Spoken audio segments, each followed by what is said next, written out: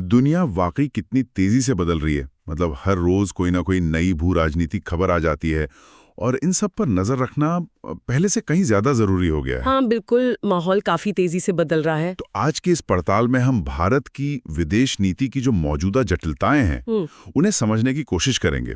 खासतौर पर अमेरिका, चीन और पाकिस्तान के साथ भारत के रिश्तों पर ध्यान देंगे और इसमें ट्रम्प प्रशासन का एंगल भी देखेंगे। ये तीनों रिश्ते भारत के लिए हमेशा से बहुत महत्वपूर्ण रहे हैं। हाँ, और ये जो पूरी बातचीत है ये हाल ही में हुए एक काफी विस्तृत संवाद पर आधारित है, जिसमें इन मुद्दों पर काफी गहराई से विश्लेषण किया गया है। अच्छा। तो हमारा मकसद यही है कि ये जो उलझे हुए रिश्ते हैं, दबाव हैं, रणनीतिक चालें हैं, इनको परत दर परत खोलें और समझे कि भारत इस अनिश्चित माहौल में अपनी राह कैसे बना रहा है। तो चलिए शुरू करते हैं। जरूर। तो भारत अमेरिका संबंधों से शुरू करते हैं। मुझे याद है जब ट्रम्प चुने गए थे, भारत में एक तरह का आत्मविश्वास था। विदेश मंत्री का बयान भी आया था कि दुनिया नर्वस है पर हम नहीं। लेकिन आज देखें तो वो माहौल थोड़ा तनावपूर्ण लगता है। ऐसा क्यों लग रहा है कि रिश्ते पटरी से थोड़ा हट गए हैं? देखिए, यहाँ ना एक बहुत जरूरी फर्क समझना होगा। एक है भारत और अमेरिका के बीच के रिश्ते और दूसरे हैं भारत और ट्रम्प प्रशासन के बीच के रिश्ते। अच्छा, मतलब ये दोनों अलग अलग हैं। हाँ, काफी हद तक। जो बुनियादी संबंध है हमारे, जैसे रक्षा सहयोग हो गया, इंडो पैसिफिक में हमारी रणनीति है, टेक्नोलॉजी में साझेदारी, वो सब अपनी जगह मजबूत है। असल में जो पेंच है वो ट्रम्प के साथ है, उनके व्यक्तित्व और उनकी नीतियों के साथ। अमेरिका के संस्थागत ढांचे से उतनी दिक्कत नहीं है। और ये जो बात होती है ट्रम्प की मर्केंटलिस्ट विदेश नीति की, मतलब एक व्यापारी की तरह सोचने वाली नीति, इसका क्या मतलब है असल में? क्या ये सिर्फ घरेलू वोट बैंक और अपना निजी फायदा देखने वाली बात है? और ये भारत के साथ रिश्तों पर कैसे असर डाल रही है? बिल्कुल सही पकड़ा आपने। ट्रम्प की विदेश नीति का आधार यही है। मतलब वो उन देशों से ही जुड़ना चाहते हैं जिनसे अमेरिका को और खासकर उनके अपने वोट बैंक को कोई सीधा आर्थिक या राजनीतिक लाभ हो। अच्छा। और वो ये भी जानते हैं कि तीसरी बार राष्ट्रपति बनना तो मुमकिन है नहीं, तो एक तरह से वो अपने संभावित उत्तराधिकारी, जैसे जेडी वेंस का नाम आ रहा है, उनके लिए जमीन तैयार कर रहे हैं। विदेश नीति उनके लिए घरेलू राजनीति का एक औजार बन गई है, यूं समझिए। हाँ, ये बात तो है। और इसमें अमेरिका के अपने अंदरूनी दबाव भी हैं। जैसे अभी इन्होंने डिपोटेशन का फैसला लिया, उससे क्या हुआ कि कृषि सेक्टर में मजदूरों की कमी हो गई। अब ये सेक्टर पारंपरिक रूप से उनका बड़ा वोट बैंक रहा है। तो वो नाराज हो गए होंगे। बिल्कुल, वो नाराज हैं और इसी दबाव में ट्रम्प प्रशासन अपनी नीतियां बदल भी रहा है। कभी कहते हैं सारे अवैध प्रवासी बुरे हैं, फिर कहते हैं नहीं, इनमें अच्छे और बुरे का फर्क है, शायद जो खेतों में काम कर रहे हैं उन्हें ना निकाले। ये अमेरिका की पुरानी आदत है। वो आतंकवाद पर भी तो गुड टेररिस्ट बैड टेररिस्ट करते थे। तो क्या इसका मतलब ये हुआ कि भारत को एक बार फिर ये याद दिलाया जा रहा है कि भाई अमेरिका पर पूरी तरह निर्भर नहीं रहा जा सकता? इतिहास में भी तो ये यूज एंड थ्रो वाली नीति देखी है हमने। हाँ, ये एहसास तो निश्चित रूप से मजबूत हुआ ही है। देखिए, वैश्विक इतिहास भरा पड़ा है ऐसे उदाहरणों से जहां अमेरिका ने वक्त पड़ने पर सहयोगियों का साथ छोड़ा है। तो भारत के जो नीति निर्माता है उनके दिमाग में ये बात तो जरूर होगी। इसीलिए मैं फिर कहूंगी, मूल समस्या ट्रम्प की अप्रत्याशित और पूरी तरह लेन देन वाली नीतियों से है, न कि भारत अमेरिका के जो गहरे और संस्थागत संबंध हैं उनसे। इसी लेन देन वाले रवैये से जुड़ा एक और मुद्दा है रूसी तेल का। अमेरिका ने प्राइस कैप लगाया, भारत ने डिस्काउंट पर तेल खरीदा, उसे रिफाइन किया और फिर दुनिया को बेचा भी। तो क्या यही बात अमेरिका को ज्यादा खटक रही है कि भारत खरीदार से सप्लायर बन गया? निश्चित रूप से ये एक बहुत बड़ी वजह है। अमेरिका को दिक्कत इस बात से हुई कि भारत, जो पहले सिर्फ एक बड़ा ग्राहक था, वो अचानक रूसी तेल को रिफाइन करके वैश्विक बाजार में एक अहम सप्लायर कैसे बन गया। हाँ, भारत ने अपनी शिपिंग और इंश्योरेंस क्षमताओं का इस्तेमाल करते हुए ये किया और इसका सीधा असर पड़ा पश्चिमी, खासकर अमेरिकी तेल और शिपिंग कंपनियों के मुनाफे पर। अच्छा। और मजे की बात यह है कि ये जो प्राइस कैप का तंत्र था, ये बनाया तो अमेरिका ने ही था। भारत ने तो उसी के नियमों के तहत काम किया। लेकिन एक सवाल और उठता है, चीन भी तो रूस से सस्ता तेल खरीद रहा है, उस पर अमेरिका इतना सख्त क्यों नहीं दिख रहा? और क्या ये विरोधाभास नहीं कि पहले बाइडेन प्रशासन के राजदूत गैर सिटी कह रहे थे कि भारत का तेल खरीदना अच्छी बात है, इससे वैश्विक कीमतें स्थिर रहती हैं, और अब ट्रम्प प्रशासन उसी बात पर नाराज है? बिल्कुल, यही तो ट्रंप की वो व्यापारी सोच दिखाता है। चीन मुख्य रूप से उपभोक्ता है। वो तेल खरीदकर अपनी जरूरत पूरी कर रहा है।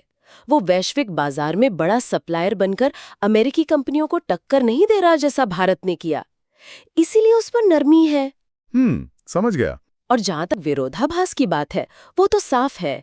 गैर सिटी का बयान उस वक्त बाइडेन प्रशासन की भू राजनीतिक जरूरत थी, वैश्विक तेल बाजार में स्थिरता लाना। ट्रंप का जो मौजूदा रुख है, वो उनकी कारोबारी मानसिकता दिखाता है। उनकी कंपनियों को नुकसान नहीं होना चाहिए, चाहे नियम उन्होंने ही क्यों न बनाए हों। व्यापार के दूसरे मोर्चों पर भी दबाव दिख रहा है, खासकर कृषि और डेयरी सेक्टर में। अमेरिका लगातार कह रहा है कि भारत सब्सिडी कम करे, अपना बाजार और खोले। हाँ, और यहाँ अमेरिका का जो दोहरा रवैया है, वो एकदम साफ नजर आता है। उन्होंने खुद दशकों तक भारी सब्सिडी देकर अपने कृषि और डेयरी उद्योग को खड़ा किया है। आज वो दुनिया के सबसे बड़े कृषि निर्यातक हैं। सही बात है।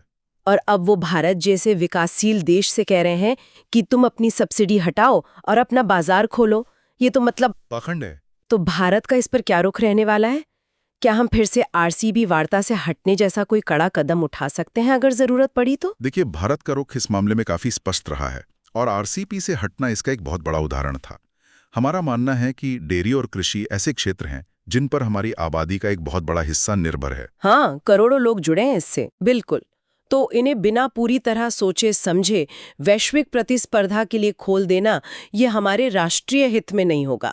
ये हमारी खाद्य सुरक्षा का सवाल है, लाखों करोड़ों लोगों की आजीविका का सवाल है। अब सवाल यही उठता है कि क्या ट्रंप प्रशासन अपनी उस अमेरिका फर्स्ट नीति के तहत भारत की इन मजबूरियों और संवेदनशीलताओं को समझेगा या फिर दबाव और बढ़ाएगा? चलिए अब जरा ऑपरेशन सिंदूर की तरफ चलते हैं, यानी बालाकोट एयर स्ट्राइक के बाद की जो घटनाएं हुई।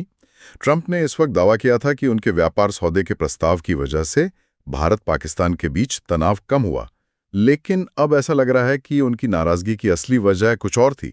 शायद वो नोबेल शांति पुरस्कार चाहते थे और भारत ने पाकिस्तान के साथ किसी तीसरे पक्ष की मध्यस्थता को साफ मना कर दिया था। बिल्कुल, सूत्रों के हवाले से यही खबरें आ रही हैं।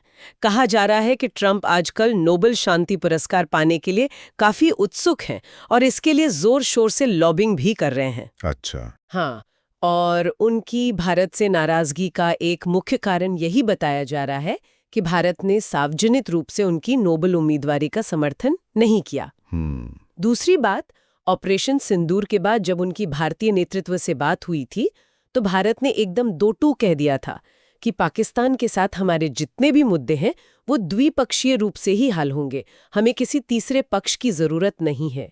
अब ये बात ट्रंप के अहम को सीधी चोट थी, क्योंकि वो शायद मध्यस्थ बनकर इसका श्रेय लेना चाहते थे। ऑपरेशन सिंदूर को लेकर एक और काफी गहरा और विवादास्पद सिद्धांत भी चर्चा में है कि इसका निशाना सिर्फ आतंकी ठिकाने नहीं थे, बल्कि पाकिस्तान के नूर खान एयरबेस पर रखे गए कथित अमेरिकी परमाणु हथियार थे। क्या सूत्रे इस दावे का समर्थन करते हैं?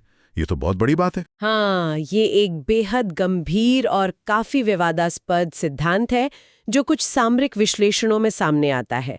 इसके अनुसार ये संभव है कि ब्रह्मोस मिसाइल का इस्तेमाल नूर खान एयरबेस पर कथित तौर पर मौजूद अमेरिकी सामरिक परमाणु हथियारों को निशाना बनाने या कम से कम उनकी जो भेद्यता है, मतलब वल्नरेबिलिटी, उसको उजागर करने के लिए किया गया हो। बाप रे।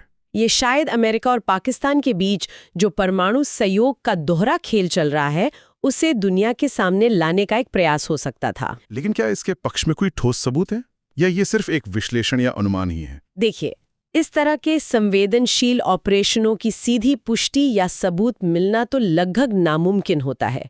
ये ज्यादातर विश्लेषणों, परिस्थितियों और बाद की घटनाओं को जोड़कर देखा जाने वाला एक सिद्धांत है। अच्छा। कहा तो ये भी जाता है कि इसी संभावित खुलासे के दबाव को कम करने के लिए ही शायद पाकिस्तान की सेना प्रमुख आसिम मुनीर की अमेरिका यात्रा हुई थी, फिर वो क्रिप्टो काउंसिल जैसी चीजें सामने आईं, या बलूचिस्तान में अचानक तेल मिलने का शोर मचाया गया।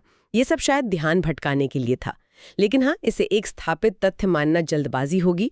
ये अभी भी अटकलों और विश्लेषण के दायरे में ही है। और यहाँ पाकिस्तान की जो परमाणु बयानबाजी की रणनीति है, उसे भी समझना जरूरी है। वो जब भी परमाणु युद्ध की धमकी देते हैं ना, उसका असली मकसद अक्सर किसी तीसरे पक्ष को, खासकर अमेरिका या चीन को, बीच में लाना होता है। मतलब ध्यान खींचना। हाँ, डर का माहौल बनाकर अंतर्राष्ट्रीय सहायता या निवेश हासिल करना। वो ये भी संकेत देते हैं कि देखो, अगर हमारी मदद नहीं की गई तो हमारे परमाणु हथियार गलत हाथों में पड़ सकते हैं। ये उनकी एक चाल है। अच्छा। और इसके साथ ही पाकिस्तान एक गहरे पहचान के संकट से भी जूझ रहा है कि वो खुद को पहले पाकिस्तानी माने या मुसलमान, दक्षिण एशिया का हिस्सा है या पश्चिम एशिया का। ये उलझन हमेशा बनी रहती है। और दिलचस्प बात यह है कि उनकी परमाणु धमकी अक्सर बाहरी हस्तक्षेप को न्योता देने का एक तरीका बन जाती है। लेकिन सवाल फिर वही है कि अमेरिका और शायद चीन भी पाकिस्तान का समर्थन क्यों जारी रखता है? क्या ये सिर्फ भारत को संतुलित करने या उस पर दबाव बनाए रखने की रणनीति है? काफी हद तक यही बात है। देखिए, अमेरिका और चीन दोनों ही पाकिस्तान को दक्षिण एशिया में भारत के बढ़ते प्रभाव को सीमित करने के एक साधन के तौर पर देखते हैं। वो पाकिस्तान को सैन्य और आर्थिक मदद देकर भारत को उसकी पश्चिमी सीमा पर उलझाए रखना चाहते हैं, ताकि भारत वैश्विक मंच पर ज्यादा ध्यान न दे पाए। बिल्कुल, ताकि भारत अपनी पूरी ऊर्जा और संसाधन वैश्विक मंच पर न लगा सके। और भविष्य में ये भी मुमकिन है कि आसिम मुनीर शायद मुशर्रफ की तरह खुद को राष्ट्रपति घोषित कर दें और शेठ में तनाव बनाए रखने के लिए भारत के साथ एक सीमित संघर्ष की स्थिति भी पैदा करें। इसकी आशंका जताई जा रही है। तो अमेरिका के इस पाकिस्तान केंद्रित झुकाव के जवाब में भारत क्या कर रहा है? हाल में खबरें आई कि रूस और चीन के नेताओं पुतिन और शी जिनपिंग की भारत यात्रा की योजना बन रही है। क्या ये सिर्फ दिखावा है, जिसे ऑप्टिक्स कहते हैं, या इसका कोई गहरा सामरिक मतलब है? नहीं, ये सिर्फ ऑप्टिक्स से कहीं ज्यादा है। ये भारत की जो रणनीतिक स्वायत्ता की नीति है, उसका एक स्पष्ट प्रदर्शन है। अच्छा। जब अमेरिका पाकिस्तान का इस्तेमाल भारत के खिलाफ कर रहा है, तो भारत भी ये जता रहा है कि भाई हमारे पास भी अपने विकल्प खुले हैं। हम स्वतंत्र रूप से रूस और चीन जैसे दूसरे प्रमुख शक्ति केंद्रों के साथ जुड़ सकते हैं। ये एक तरह से अमेरिका को संदेश है कि शक्ति संतुलन एक तरफा नहीं है।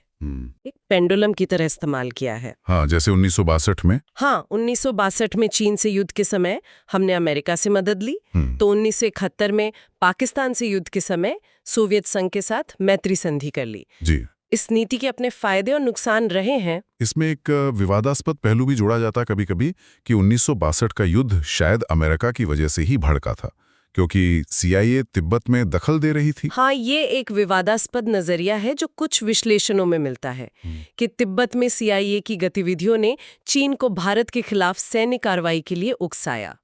अब चाहे ये सच हो या ना हो, ये दिखाता है कि विदेश नीति कितनी जटिल होती है। और सबसे बड़ी चुनौती हमेशा से यही रही है कि हम अपने राष्ट्रीय हितों को स्पष्ट रूप से कैसे परिभाषित करें और बदलते वैश्विक समीकरणों के बीच उन पर कैसे टिके रहें। हाल में भारत और चीन के बीच फिर से बातचीत शुरू हुई है। विदेश मंत्री स्तर पर भी संपर्क हुआ है। चीन अचानक इतनी दिलचस्पी क्यों दिखा रहा है? क्या वजह हो सकती है? देखिए, चीन की इस दिलचस्पी के पीछे कई कारण हो सकते हैं। पहला तो यही कि अमेरिका में ट्रंप की वापसी की संभावना और उनकी जो अप्रत्याशित नीतियां हैं, उनके चलते चीन भी अपने पड़ोस में स्थिरता चाहता है। वो अपना घर ठीक रखना चाहेगा। बिल्कुल, वो इस समय भारत के साथ एक और मोर्चा खोलकर नहीं रखना चाहेगा, खासकर जब ताइवान को लेकर तनाव बढ़ने का खतरा मंडरा रहा है। दूसरा, ट्रंप ने जो टैरिफ लगाए थे, उनका असर चीन की अर्थव्यवस्था पर पड़ रहा है, तो वो शायद भारत के साथ व्यापारिक संबंध सुधारना चाहता हो। और तीसरा, चीन का जो दीर्घकालिक खेल है, वो भारत को एक बड़े बाजार के रूप में तो देखता है, लेकिन साथ ही वो सीमा विवाद को भी जीवित रखना चाहेगा। क्यों? ताकि भारत के संसाधन उसमें उलझे रहें और हमारा ध्यान पाकिस्तान अधिकृत कश्मीर POK जैसे मुद्दों से हट जाए। और हाँ, वो पाकिस्तान का समर्थन करना भी जारी रखेगा। ये उनका दोहरा खेल है। तो चीन के इस दोहरे खेल का भारत कैसे जवाब दे रहा है? और क्या हम चीन पर आर्थिक रूप से निर्भर होने का खतरा उठा सकते हैं? भारत भी अपनी चालें चल रहा है, ऐसा नहीं है। हमने वियतनाम, जापान, ऑस्ट्रेलिया जैसे देशों के साथ अपने संबंध मजबूत किए हैं। क्वाड जैसे मंचों पर हम सक्रिय हैं। हाँ। हमने चीन को अपनी रेड लाइंस भी स्पष्ट कर दी हैं, खासकर सीमा पर यथास्थिति बदलने और पाकिस्तान को लगातार समर्थन देने को लेकर। निवेश का सवाल वाकई महत्वपूर्ण है। क्या पश्चिमी देशों से निवेश कम होने की स्थिति में चीन एफडीआई का एक बड़ा स्रोत बन सकता है? ये एक जटिल प्रश्न है जिस पर बहुत सावधानी से विचार करना होगा, क्योंकि चीन पर पूरी तरह भरोसा करना मुश्किल है। सही बात है। वो अक्सर माइंड गेम्स भी खेलता है, जैसे हाल ही में ताइवान पर भारत के रुख को लेकर बयानबाजी करना। ये सब एक बड़े शतरंज के खेल की तरह है, जिसमें हर चाल सोच समझ कर चलनी पड़ती है। तो अगर हम ऑपरेशन सिंदूर की ठोस उपलब्धियों का सार निकालें, अटकलों से हटकर, तो वो क्या होंगी? ऑपरेशन सिंदूर की कई ठोस उपलब्धियां रही मेरे ख्याल से। पहला, इसने भारत का जो जवाबी हमले का सिद्धांत है, मतलब रिस्पॉन्स डॉक्ट्रिन, उसमें एक बड़ा बदलाव दिखाया। अब भारत सिर्फ आतंकी ठिकानों और पाकिस्तानी सैन्य प्रतिष्ठानों में फर्क नहीं करेगा, जरूरत पड़ने पर दोनों निशाने पर होंगे।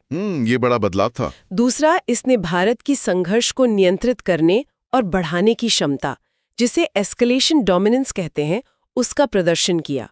मतलब भारत अब सिर्फ बचाव नहीं करेगा, बल्कि जरूरत पड़ने पर हमलावर रुख भी अपना सकता है और तनाव को अपने हिसाब से बढ़ा या घटा सकता है। ठीक है। और तीसरा, इसने पाकिस्तान की जो परमाणु कमान की कथित सुरक्षा है, उस पर सवाल खड़े किए, और यहाँ तक कि अमेरिका और यूरोप की जो परमाणु अप्रसार नीतियां हैं, उनकी कमजोरियों को भी उजागर किया। और ट्रंप जैसे नेताओं से निपटने की क्या रणनीति होनी चाहिए? जैसा कि सूत्रों में चर्चा है, क्या भारत को उनकी नोबेल पुरस्कार की इच्छा पूरी करने में मदद करनी चाहिए? सूत्रों का विश्लेषण तो यही कहता है कि ट्रंप जैसे अहंकारी नेताओं से सीधे टकराने के बजाय उन्हें नजरअंदाज करना ज्यादा प्रभावी हो सकता है। वो कहावत है ना, इग्नोरेंस इज ब्लिस। अच्छा, कैसे? मतलब आप उनकी बातों को जितना कम महत्व देंगे, वो उतने ही बेचैन होंगे और शायद उन्हें अपनी सीमाएं समझ आएं। सीधी टकराव से उनका अहम और भड़क सकता है, जो शायद ठीक ना हो। तो नोबेल समर्थन की कोई संभावना दिखती है? मुझे तो बहुत मुश्किल लगता है। देखिए, ट्रंप ने जिस तरह भारत की संवेदनशीलताओं और हमारे रेड लाइंस को नज़रअंदाज किया है, उससे एक गहरा ट्रस्ट डेफिसिट, मतलब विश्वास का संकट पैदा हुआ है। हाँ, वो तो है। ऐसे में ये कल्पना करना भी कठिन है कि भारत इस वक्त ट्रंप जैसे व्यक्ति के नोबेल पुरस्कार का समर्थन करेगा, भले ही पर्दे के पीछे कोई भी कूटनीतिक मजबूरी क्यों ना हो। विश्वास बहुत बड़ी चीज है। और हमें इस पूरी तस्वीर को वैश्विक अस्थिरता के एक बड़े पैटर्न में भी देखना होगा। ऐसा लग रहा है जैसे संघर्ष एक जगह से दूसरी जगह शिफ्ट हो रहा है। पहले रूस यूक्रेन, फिर इजराइल गाजा, और अब आशंका है ताइवान या फिर से भारत पाकिस्तान सीमा पर तनाव बढ़ने की। और इसके पीछे कहीं ना कहीं वैश्विक हथियार लॉबी, मतलब मिलिट्री इंडस्ट्रियल कॉम्प्लेक्स की भूमिका भी होती है, जो शायद स्थायी शांति कभी नहीं चाहेगा। भविष्य का सटीक अनुमान लगाना तो खैर बहुत मुश्किल है, तो शायद इसका मतलब यही है कि अनिश्चितता ही अब नई निश्चितता है। तो कुल मिलाकर आज की इस गहरी पड़ताल से जो मुख्य बातें उभर कर आई हैं, वो ये हैं। 1. ट्रंप का रवैया पूरी तरह लेन-देन और निजी फायदे पर आधारित है। 2. भारत भारी दबाव के बीच अपनी रणनीतिक स्वायत्ता बनाए रखने की पुरजोर कोशिश कर रहा है। हाँ। 3. चीन और पाकिस्तान स्थायी भू राजनीतिक चुनौतियां बने हुए हैं, जिनके इरादे काफी जटिल हैं। और 4. ऑपरेशन सिंदूर जैसी घटनाओं ने सतह के नीचे चल रहे कहीं ज्यादा गहरे और शायद खतरनाक खेल को उजागर किया है। बिल्कुल सही सारांश है। तो जाते जाते एक विचार सबके सोचने के लिए छोड़ जाते हैं। ऐसे अस्थिर वैश्विक माहौल में, जहां देशों के अपने जटिल हित हैं, दशकों पुराने ऐतिहासिक पैटर्न हावी हैं, क्या कोई भी देश वास्तव में अपनी पूरी तरह स्वतंत्र राह बना सकता है? कैसे वो एक वैश्विक शक्ति बनने की अपनी महत्वाकांक्षा पूरी कर सकता है, बिना इन लगातार बदलते गठबंधनों और स्थायी दुश्मनी के जाल में उलझे? इस पर सोचना जरूरी है।